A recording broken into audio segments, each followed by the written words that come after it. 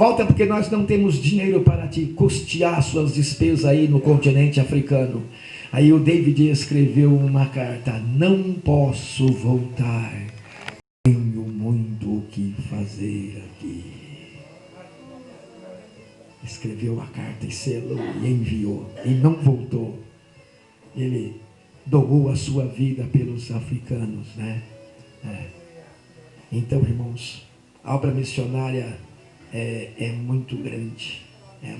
Hudson Taylor falou assim, ó: eu queria ter 100 vidas para me gastar pelos chineses, e ele só tinha uma. Mateus Henry falou: Senhor, o Senhor me dá alma ou tira minha alma? D.L. Moody, ele ganhava uma alma por dia. Todo dia ele ganhava uma alma e ganhava uma alma. Um dia ele esqueceu de ganhar uma alma. Tem dia que a gente interte com as coisas, ele inverteu e esqueceu. Ele ganhava uma alma por dia. Ganhava mais, mas uma era a meta. Eu estive em Antoninas, quinta-feira, pregando, pastor. Reconciliou 7 almas. Falei, meu Deus, fiquei alegre. Mas quando eu lembrei de Moody, me desalegrei na hora. Ganhei uma, 7 na semana. Eu quero ver na outra, na que passou, né? Vixe. E ele ganhava uma por semana. Mas um dia, irmã Lúcia, ele esqueceu. Quando ele viu, era 11h40 da noite, entrando a madrugada, e ele não tinha ganhado ninguém para Jesus. Estava chovendo. Uma moça vinha do colégio passando pela rua, e ele olhou desesperado pela janela, irmã Adilce, e disse: meu Deus, eu ganho uma alma por dia e hoje vou acabar ficando sem ganhar uma alma. A moça passou e ele gritou: ei menina, eu quero falar com você. A menina olhou, e que era ele gritando na janela. Ela olhou e apressou. Ele falou: para, que eu quero falar com você. Ela correu, ele desceu a escadaria, pulou o muro dele e correu atrás dela. E ela correndo, vira a curva, e ele devia ser bom de ginástica, né, de física. E ele correu, e ela virou, ele correu lá, ele passou uma rasteira nela, e ela caiu, ele montou em cima. E ele falou assim, e ela gritando: você está querendo me pegar? Ele falou: não, não quero te pegar não. É que eu tenho um voto de ganhar uma alma por dia, e eu preciso ganhar você, senão vai dar meia-noite e eu não cumpro com a minha palavra. Aí ele chegou no ouvido dela: ó, Jesus Cristo salva, ele cura e liberta, batiza com o Espírito Santo e leva para o céu. Quer aceitar Jesus? A palavra entrou no coração, e a moça no chão, e ele deu uma gravata nela, e abraçado com ela no chão, no meio da rua, ela gritou: eu quero sim. Ele orou: Jesus, aqui está, falta 1 para meia-noite, aqui está essa alma, recebe, escreve o nome. E Jesus batizou ela com o Espírito Santo, e ela foi embora, e ele voltou para casa. 1 para meia-noite, ele ganhou a alma. Dá uma salva de palmas para Jesus, bem forte. Onde estão os ganhadores de alma? Aí ele olhou, 1 para meia-noite, ele saiu de cima dela, ela levantou, ela falando em língua estranha. Oi, irmãos, quem quer ser mais crente aqui hoje? Na cidade de Brasília, Deus te trouxe aqui para você ser mais crente. Glória a Deus. Viu, Ricardo? Precisamos ganhar mais almas. Mas Tupãssi está grande, precisa de uma igreja. Toledo, meu Deus, cidade grande, né? Toledo, meu Deus, cidade grande. Cascavel, então, nem se fala. Assis cresceu, Tupãssi, só o engenheiro Zauri que ficou pequeno. E o Zé Lulu já nem existe. Eu estudava na escola Papa Paulo VI no Zé Lulu. Passamos lá, cadê o Zé Lulu? Nem o Lulu e nem o Zé. Acabou. Acabou. O meu professor Mário Zorzella, que eu me lembro muito bem. E tem coisa aí que passa, irmão. Mas a salvação e a salvação das almas não pode passar. Aleluia, glória a Deus. Deixa, antes de ler o texto, depois que eu ler o texto, eu tenho que, definir a mensagem que Deus colocou no coração.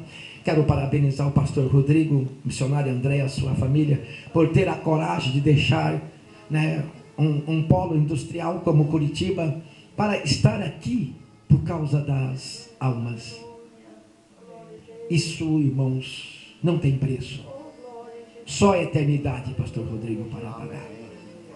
Mas eu quero te dizer uma coisa: se você não receber aqui ainda em vida, você, depois do além-túmulo, na eternidade, no livro, no céu tem 7 livros. 1 é o da vida, 6 é o da obra, são os das obras. Vai abrir-se o livro. Nós vamos, quando Jesus tocar a trombeta, nós seremos, a Bíblia diz que nós seremos transformados. Os mortos vão ressuscitar.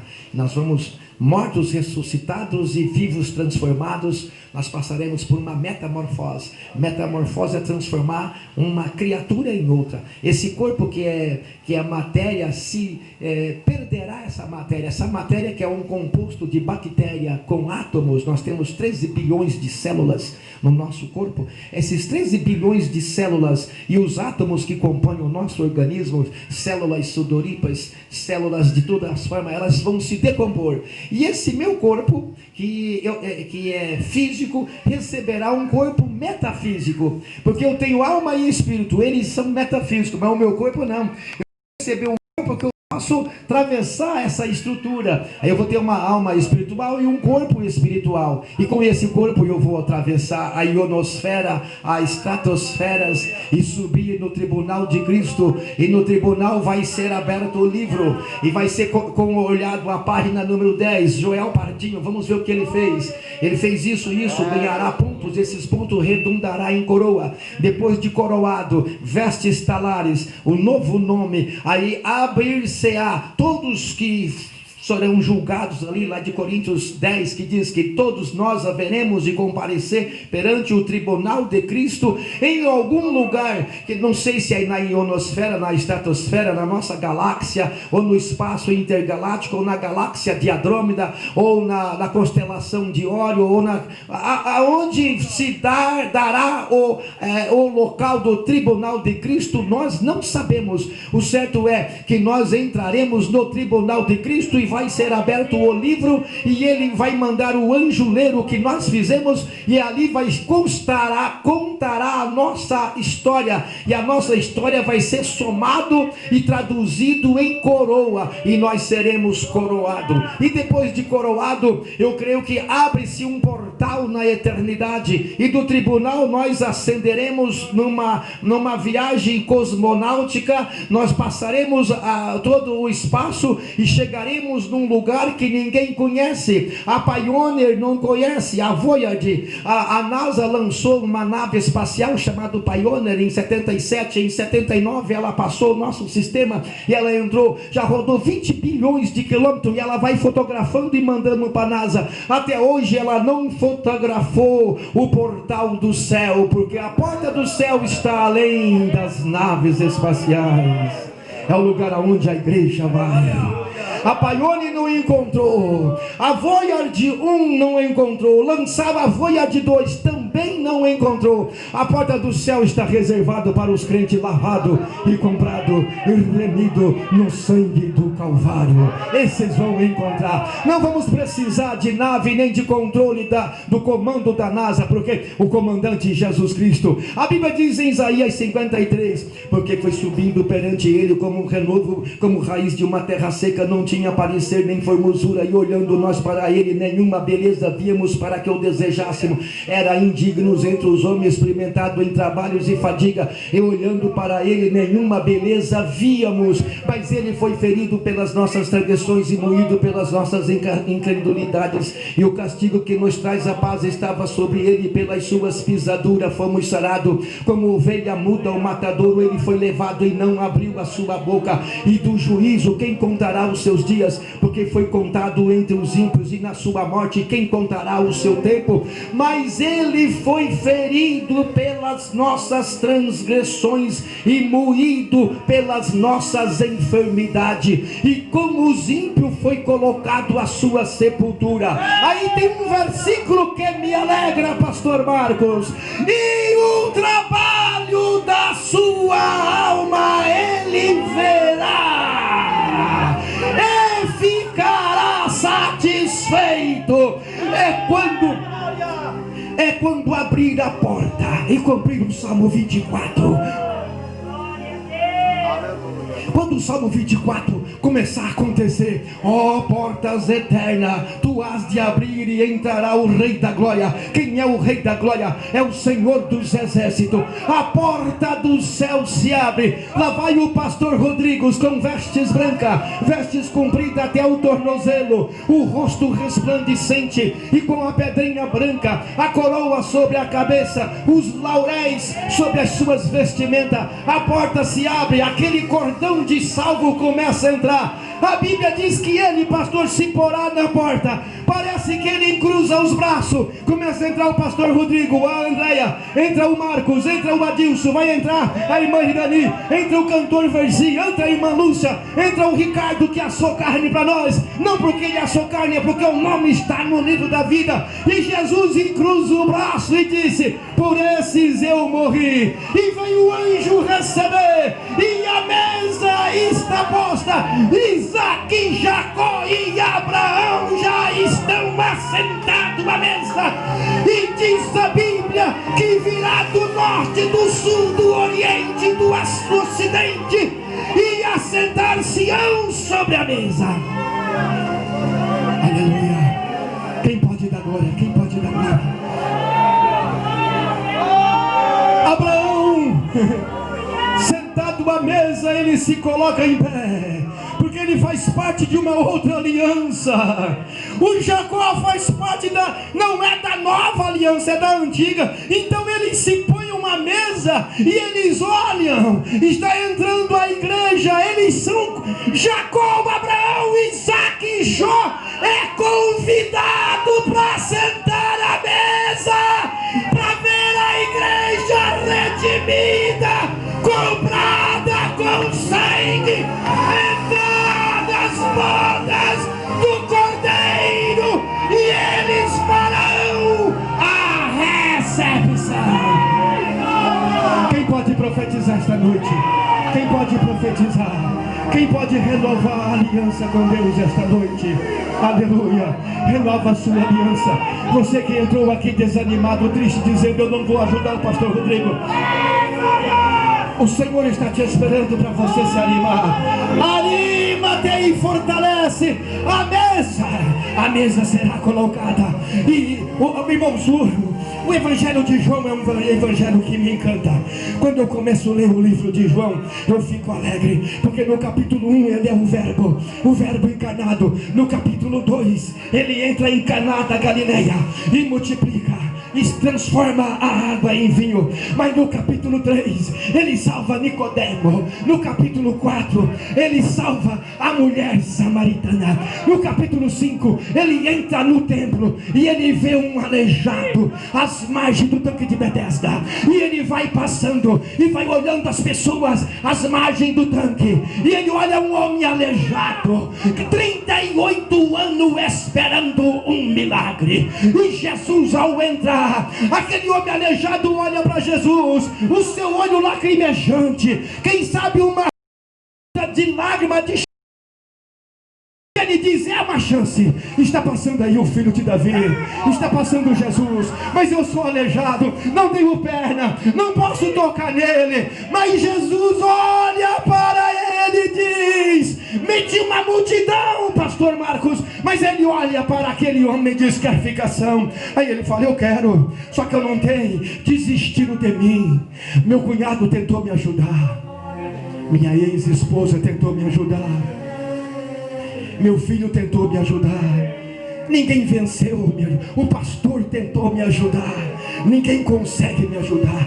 São 38 anos, eu fiquei sozinho. Quem sabe muitos tentaram te ajudar e não conseguiram. Mas Jesus olha para aquele homem e diz: você quer ficação? Ele fala: eu quero, mas ninguém me ajuda. Aí Jesus toma ele e diz: seja curado agora, pega a tua cama e anda. Ele pega a cama na hora e sai correndo às margens do tanque, e ele pula para fora e vai visitar sua família. Quando ele chega na casa, alguém diz: é um fantasma, porque aquele não tinha mais jeito. Deixa eu profetizar. Tem alguém dizendo que para você não tem mais jeito, mas é Jesus. Quando ele chega, ele dá um jeito. Aleluia. E nesse capítulo 5, então Jesus, ele liberta, ele cura esse homem. Mas no capítulo 6, ele olha a incredulidade. Tem muita incredulidade bem no meio dos irmãos. ele fala da incredulidade dos seus irmãos. Mas no capítulo 7, ele então faz uma oração poderosa pelos seus discípulos. E no capítulo 8 de João, eu admiro o capítulo 8, que a Bíblia diz que Jesus ia passando e escrevia no chão. O que ele escrevia eu não sei, parece que ele escrevia assim: eu vim para perdoar pecado, eu vim para salvar, eu vim para libertar. E ele está ali escrevendo na terra. Aí os fariseus acham uma mulher, pega dois lá em adultério e sai correndo um, mas eles pegam um e pega a coitada da mulher. A mulher demorou para se arrumar e eles pegaram ela. O homem saiu mas correndo, sei lá que jeito, não dá para entender isso, mas trouxeram ela. Você vai morrer, desgraçada, você é uma pecadora. E ela vem chorando: agora eu estou lascada, vão me matar mesmo. Quando chega perto de Jesus, eles falam: olha, Jesus, essa mulher, nós pegamos eles lá num ato ruim e viemos trazer para o Senhor. O que o Senhor diz? A lei manda matar, e o Senhor, mas Jesus não pede para matar, porque Ele é a vida. Eles estavam enganados. Como que a vida pode matar, pastor Versi? Aí Jesus olha para eles e desce o espírito de sabedoria sobre Jesus. E Jesus diz: aquele que não tem pecado, atire a primeira pedra. Aí todo mundo falou: e agora nós temos pecado, nós somos pecadores. E foram largando. E Jesus continua escrevendo: eu sou o caminho, a verdade e a vida. Eu vim para salvar, eu vim para dar vida e vida com abundância. Todo mundo foi embora. Aí Jesus e a mulher quieta. A mulher começou a bater o coração de alegria. Aí de repente Jesus olha: mulher, cadê os teus acusadores? Senhor, agora não tem mais ninguém me acusando. Aí Jesus diz: vai e não peques mais. A mulher sai alegre. Mas quando eu olho no capítulo 9 de João, pastor, me dá uma alegria. A Bíblia diz assim: e passando Jesus. E quando Jesus passava, a coisa acontecia. E Jesus está passando, e por onde ele passa tinha um cego. E o cego pedindo a esmola. Ele viu um movimento de gente, ele gritou: me dá uma esmola. Aí Pedro, Tiago, João, Felipe, Tomé, Bartolomeu, Judas Iscariote, Judas Tadeu e Tiago, filho de Alfeu, e Simão Zelote, e Tiago, o menor, gritaram: Jesus, quem é que pecou? Foi ele? Ou os pais? Ou os avós? Quem é que pecou para que ele nascesse cego? Aí Jesus parou. Irmão, Jesus usava um método socrático. Ele andava e ensinava. Sócrates, no ano 400 a.C., ele andava ensinando. E Jesus era filósofo também. Ele aprendeu essa técnica de andar ensinando. Agora Jesus para e diz: olha, ninguém pecou, mas isso foi para que a glória de Deus se manifestasse. Aí ele disse: cego, vem cá, vai ao tanque de Siloé e lava. A Bíblia diz que enquanto o cego era cego, mas tinha perna, era cego, mas tinha ouvido, não tinha visão, mas tinha audição. Ele foi no tanque, meio que desanimado. Tem hora que a gente está desanimado, a bênção está na frente, mas nós estamos desanimados. Aí ele vai lá no tanque de Siloé, pega uma mãozada de água e passa no rosto, porque ele olha, enxergou de um olho. Ele passa outra mãozada de água e enxergou dos dois olhos. Aí ele ficou alegre. E ele volta rapidamente para encontrar Jesus. Jesus já tinha andado, porque a missão dele era pregar, ensinar e curar. Aí Jesus vai para a igreja e lá encontra o cego. Mas os fariseus falaram: olha, quem falar desse homem aqui, quem falar no Rodrigo aqui, vai ter com nós. Aí eles falaram: quem falar desse homem aqui, nós vamos expulsar da sinagoga. Pastor, perdeu. A sinagoga tinha 3 objetivos: ensinar as crianças a ler o alfabeto, era a casa de culto, e era a casa religiosa. Servia para ensinar e fazer os cultos e dar a educação. Ninguém podia ficar sem a sinagoga. E eles falaram: se vocês falarem nele, vai perder a sinagoga. Aí chegaram na casa do cego e disse: escuta, aqui tinha um rapaz que era cego, e agora ele está vendo. Então falando aí que foi um tal de Jesus que curou. O que é que aconteceu? O pai e a mãe, com medo de perder o direito, que tem gente que é medroso, ele acha que se ele fizer para Deus vai faltar. Se ele pôr na a obra vai faltar, mas não é, tudo está no controle de Deus, está tudo na mão dele. E agora o pai falou, ele já tem uma idade avançada, você pode perguntar para ele que ele vai responder. Aí então manda chamar o teu filho. Aí chamaram, menino, você que era cego, vem aqui. Aí, bom dia, aqui somos doutor da lei, quer falar com você, pode perguntar, o que vocês querem? Nós queremos saber se você realmente era cego e quem é que te curou. Ele falou, eu sei que eu nasci cego. E o homem chamado Jesus cuspiu no chão, fez lodo e mandou eu ir ao tanque de Siloé. Eu fui ao tanque, lavei e vi. E o que você acha dele? Ele é profeta. Quebrou o fariseu. E o que você acha dele? Ele é um grande profeta. Quem é Jesus para você? Ele é profeta. Mas no capítulo 10, Jesus fala da porta. Eu sou a porta, quem entrar por mim entrará, sairá e achará pastagem. No capítulo 11, ele cura o Lázaro, um dos maiores milagres. No capítulo 12, ele entra triunfal em Jerusalém. No capítulo 13, ele lava os pés dos discípulos e dá uma lição de humildade. Tem obreiro que não é humilde, tem crente que não é humilde, mas Jesus é manso e humilde de coração e lava os pés dos discípulos. Mas vem o memorável capítulo 14, o capítulo das boas-aventuranças, porque fala do céu. Jesus disse, na casa do meu pai há muitas moradas, e se não fosse assim eu não teria dito, vou preparar-vos lugar. Porque ele, na noite que Jesus estava, pastor, na noite que ele chamou a Santa Ceia, ele falou, vou dar a última Santa Ceia. Aí ele começou a falar, um de vós vai me trair, Pedro, você vai me negar. Aí alguém falou, mas Pedro é o nosso camisa 10 aqui do nosso time, como que vai negar Jesus? E está dizendo que alguém vai negar ele? Então aí todo mundo começou a ficar triste. Um abaixou a cabeça, um vai negar, o outro vai trair, e ele falou que vai morrer. Como é que vai ser de nós? E começaram a ficar tristes. Cada um seu pastor venceu o coração. Aí Jesus, que era psicólogo, olhou para eles e disse, não perturbe o vosso coração, credes em Deus e credes também em mim. Na casa do meu pai há muita morada. Se não tivesse morada eu diria que vou preparar, mas não preciso preparar, que as moradas estão preparadas. E aonde vós estareis comigo também.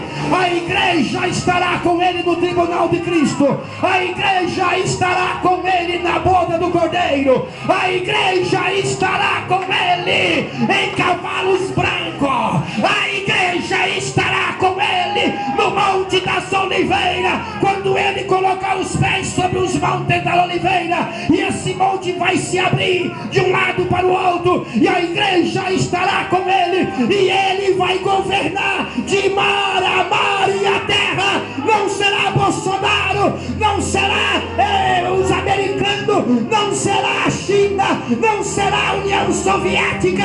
Quem vai governar a terra é o Rei dos Reis e Senhor do Senhor. É ele que vai governar, e esta de Brasiliana governará com ele. Erga a mão e aleluia. Erga as mãos e agora a igreja vai governar com ele. Aleluia.